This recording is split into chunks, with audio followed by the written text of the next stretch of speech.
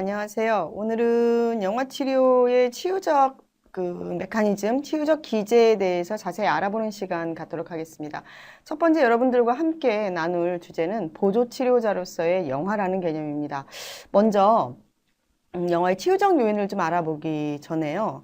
일반적인 상담과 심리치료에서 성공적인 상담과 심리치료가 성공적으로 이끌어지기까지의 어떤 공통적인 요인에 관한 연구가 있었어요. 지금 현재 세계적으로 알려진 심리치료 이론은 약 400여 개가 된다고 하더군요. 그래서 어떤 연구자가 그 400여 개 이론 중에서 과연 어떤 특성들이 내담자의 변화와 그들의 건강성을 도왔는지에 대해서 연구를 했더니 다음과 같은 약 7가지 정도의 공통 요인이 있었습니다.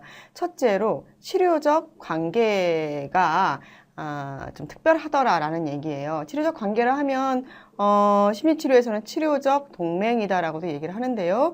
상담자와 내담자 사이에서 이 상담을 끝까지 밀고 나가기 위한, 목표에 도달하기 위한 어떤 약속, 그것이 잘 이행될 수 있는 충분한 믿음과 신뢰관계가 형성되고 있느냐가 상담을 성공적으로 이끄는 중요한 요인이라고 밝히고 있습니다. 두 번째는 상담 장면에서 내담자가 얼마나 정서적 표현을 충분히 해내고 자기 자신의 이슈, 자기 자신의 당면한 문제에 대해서 직면을 해내는 힘이 있는가, 이것이 심리치료의 성공 요인이라고 말을 하고 있네요. 세 번째는 상담 과정에서 내담자 자신이 자기 문제에 대해서 상담자의 어떤 제안과 내지는 촉진에 의해서 충분히 이해가 일어나고 통찰이 일어날 때 상담이 성공적으로 나아간다고 합니다. 네 번째는요, 우리가 상담을 하다 보면 상담자에 의한 새로운 행동들이 제출되게 되죠. 이전까지 했던 행동들에 대해서 어떤 새로운 도전, 모험, 이런 건데요. 내담자가 그것에 대해서 받아들이고 작은 행동이라도 적응적으로 실천을 할 때 상담은 효과적으로, 성공적으로 이끌어지는 요인이라고 합니다. 다섯 번째는요. 내담자가 이 상담에 대해서 어떤 긍정적인 기대를 가지고 출발할 때 효과적이라고 합니다. 그리고 또 하나, 긍정적 기대감은 곧 잘 될 것이다라고 하는 자기 효능감으로 이어지지요. 이런 효능감이 반복될 때 상담은 성공적으로 이어진다고 하네요. 또 하나, 여섯 번째, 상담 과정에서 내담자가 충분히 자기를 객관적으로 관찰할 수 있는 힘이 길러질 때도 치료적으로 성공할 수 있다고 합니다. 마지막으로 치료자의 성격, 이 부분은 아마도 좀 주관적일 수가 있는 거지요. 치료자의 성격이 어떤 유형이냐에 따라서 또 내담자의 성격과 어떤 톤이 좀 맞을 때 아무래도 상담이 좀 힘을 받고 나갈 수 있는 힘이 될 수 있으리라는 생각이 듭니다. 자, 여기까지가 일반적인 상담에서 상담이 성공적으로 이끌어지는 공통 요인이라고 합니다. 그렇다면 저는 이제 영화 치료의 치유적 요인에 대해서 말씀을 드리고요. 그것이 좀 전에 말씀드렸던 일반적인 상담에서의 공통 요인과 어떻게 일치하는지를 알아볼까 합니다. 첫 번째로요. 영화 치료는요. 내담자로 하여금, 즉 영화를 관람하는 내담자로 하여금 감정이입을 促진합니다. 그리고 타인의 관점을 이해하게 하는 거죠. 등장인물들의 어떤 행동 양식을 통해서요. 이것은 좀 전에 말씀드린 7가지 요인 중에서 바로 자기 관찰, 객관화된 관찰과 이어질 수 있는 내용이라고 할 수 있겠네요.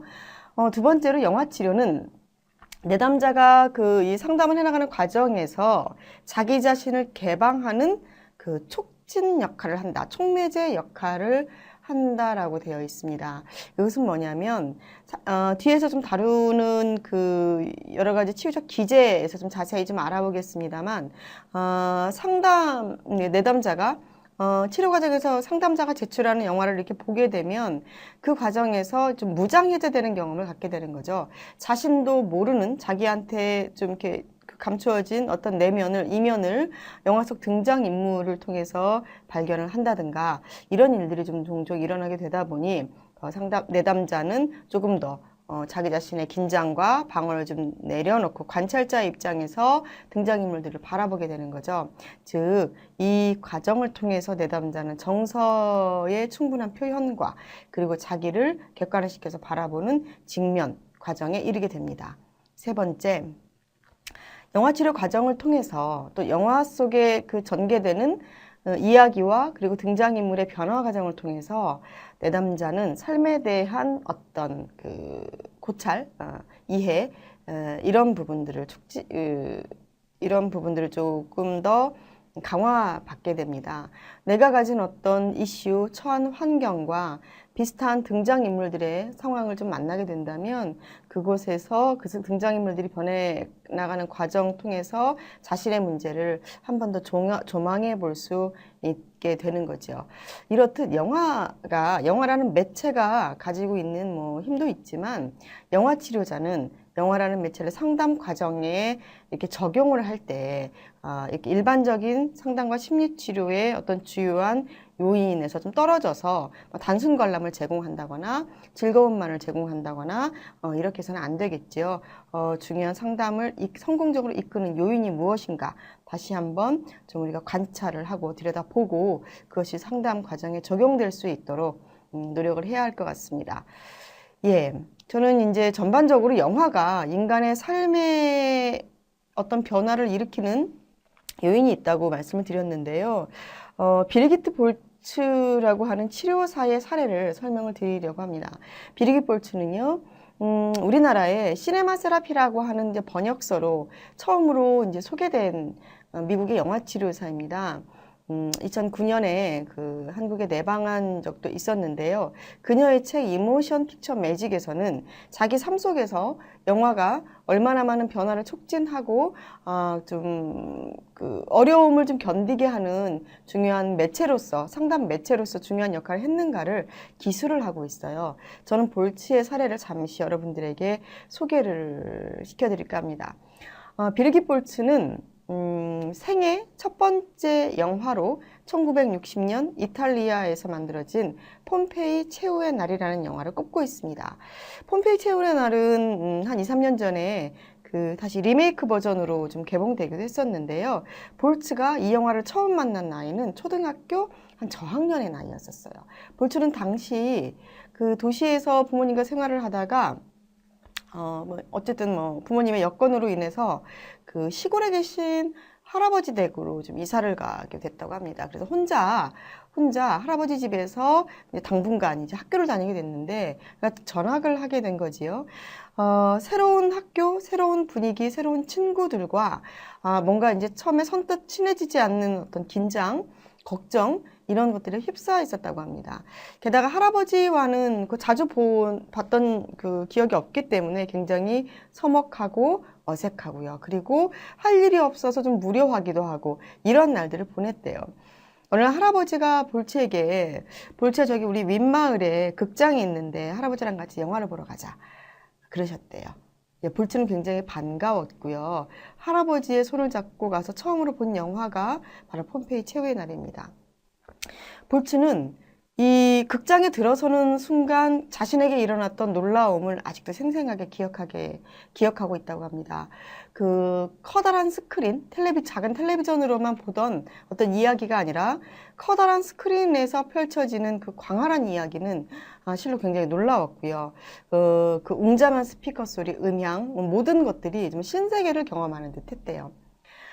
또 하나, 그 폼페이 최후의 날은 여러 가지 주제들이 좀 다루어진 영화이긴 합니다만, 볼츠에게 영향이 있었던 기억나는 주제는, 어떤 종교적인 신념을 지키기 위해서 사람들이 목숨까지도 버린다는 것이 이해도 안 됐지만 굉장히 멋진 일처럼 받아들여졌다고 합니다. 당시 볼츠는 전통적인 이제 그 종교 생활을 하고 있던 그 가풍이 있었는데요.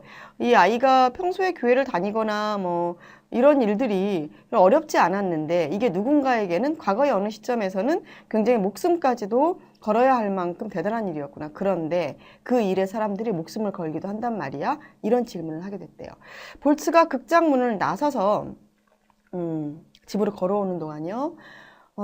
왠지 뭔가 또래 아이들이 경험하는 것보다 굉장히 특별한 어떤 것을 경험한 것 같은 우월감을 잠깐 느끼게 됐답니다. 그 다음날 학교에 가서도 또래 친구들 앞에서 내가 왠지 좀 우월한 느낌, 이런 느낌을 갖게 되니까 사소한 긴장, 사소한 두려움으로부터 해방이 될 수 있었대요. 이 일로 인해서 종종 볼츠는 할아버지와 영화를 보러 극장에 가게 됐답니다. 서먹서먹했던 할아버지와는 굉장히 친밀한 영화적 동지가 된 거죠.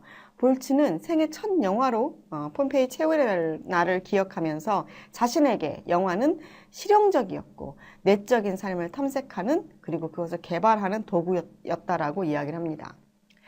볼츠는 이제 10대 시절 자기에게 영향을 미쳤던 영화로 러브스토리를 꼽습니다. 여러분 러브스토리를 보신 분들은 기억하시려나요? 왠지 체로성 멜로 영화의 아주 상징적인 어떤 시조 이렇게도 이야기를 하고 있지요. 그러나 볼츠는요. 이것이 뭐 사랑에 관한 끈끈한 어떤 슬픔, 애통, 죽음에 관한 어떤 이야기 이런 부분들로 기억되지가 않았어요. 볼츠는 10대 시절 자기가 남자친구를 사귀게 되면서 오는 어떤 긴장 이런 부분들로부터 굉장히 자유로워지는 영화로 러브스토리를 꼽습니다. 당시 볼츠는 좋아하던 남자친구가 있었는데요. 이 남자친구 앞에만 서면 말문이 막히고 귀에 들릴 만큼 심장이 뛰는 소리 때문에 도저히 참을 수가 없었대요. 마치 무슨 병에라도 걸린 것처럼 내가 이러다가 정말 저 친구와 이렇게 대인관계를 제대로 맺기는 할 수 있을까라는 두려움에 쌓이게 됐대요. 이 문제를 극복하려고 볼츠는 다른 사람들은 어떻게 사랑하고 어떻게 연애하는지가 궁금해져서 많은 로맨틱 코미디물을 찾아보기도 했답니다. 그러나 왠지 좀 헐리우드식 엔딩, 그러니까 그리하여 그들은 잘 살았다고 합니다라고 하는 이런 엔딩이 로맨틱하기는 하지만 자기한테는 썩 와닿지가 않았대요. 굉장히 비현실적으로 느껴졌다고 하네요. 이런 이제 고민에 휩싸여 있을 때 우연히 보게 된 러브스토리. 그 속에 여자친구 주인공 그 제니퍼 앞에만 서면 왠지 떨고 말을 더듬고 이러는 그 남자 주인공 올리버에게 그 굉장히 동일시를 느꼈다고 합니다. 꼭 자기 같아서요. 그러나 영화는 어떻습니까? 영화는 둘의 사랑을 굉장히 가치 있고 고귀하고 아름다운 사랑으로 그려내고 있습니다. 볼츠는 영화가 끝나고 이런 생각을 했대요. 내가 지금 좋아하고 있는 이 친구 앞에서 비록 지금 가슴이 뛰느라 말을 제대로 못하지만 그것이 내가 특별하게 어떤 병에 걸린 건 아니구나. 좋아하는 사람 앞에서는 저 올리브처럼 이렇게 말을 더듬기도 하고 그렇구나. 하지만 그런 불안으로부터 벗어나자. 우리가 서로 친해질 수 있는데 장애가 되지 않을 거야. 라는 용기를 얻게 됐대요. 누군가에게는 굉장히 슬픈 영화로 기억되지만 그 볼츠에게는 귀한 그 데이트의 기술을 배울 수 있는 자기를 이해할 수 있는 그런 자료로 러브스토리가 기억됩니다. 즉 성격과 인간관계에 미치는 영향에 대해서 관찰학습할 수 있는 계기였다고 합니다. 예, 볼츠는 이제 30대 애정의 조건이라는 영화를 만나게 됩니다. 비르깃 볼츠는 30대에 그 뇌졸중이라고 하는 질병에 맞닥뜨리게 돼요. 굉장히 젊고 혈기왕성했던 여자는 그 비르깃 볼츠는 이 절망감으로부터 극복하기 위해서 굉장히 많은 노력을 했다고 합니다. 한쪽에 이렇게 마비가 오는 이런 증상들을 그대로 받아들이기가 힘들어서 굉장히 좀 힘든 시간들을 많이 보냈었는데요.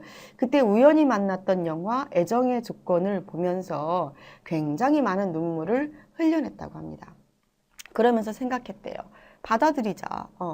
나보다 더한 고통 속에서 성숙한 삶을 살아가고 있는 저 주인공처럼 나도 몸은 비록 무너졌지만 이로 인해서 나의 영적인 삶마저도 무너지는 것은 아닐 거다라는 생각을 했대요.